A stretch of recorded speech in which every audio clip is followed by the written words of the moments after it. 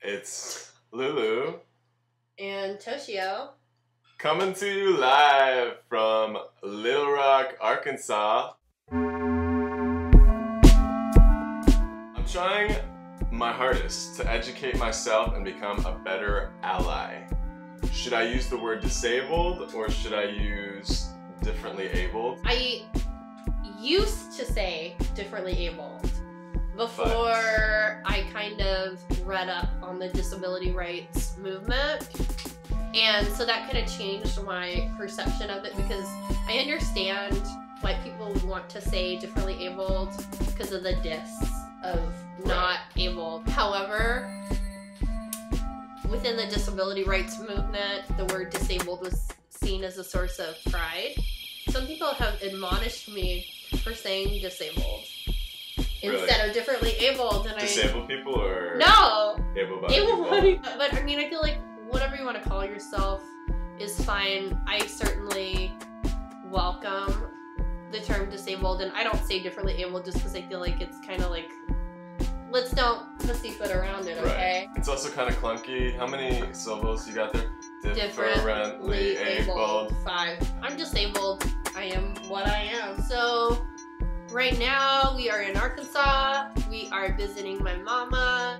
And so we were talking with her earlier about, you know, if she had any questions. Something that came up was, how do you make it clear that you're accepting of your kid's disability? And beyond accepting, embracing. Yeah. And I brought up parents giving their child the message that they love their child in spite of their disability, instead of this adds to your identity and experience. Disabled kids are often given the message that we love you even though you have this quote-unquote flaw. So I think it's really important to acknowledge that, and as a parent to make sure that that message does get across, that it isn't in spite of your disability, that your disability adds so much to who you are as a person. I'm able-bodied. I keep having a reoccurring sex fantasy with a man in a wheelchair.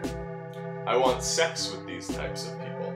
I feel like I'm losing sight of them as people and just want sex, sex, sex. I don't want to treat them as just sex objects. Writing in my journal is not helping. There's nothing wrong with finding a disabled person sexy or wanting to have sex with a hot disabled person. The older I get, the less I feel like objectification automatically is a bad thing. It's just sex.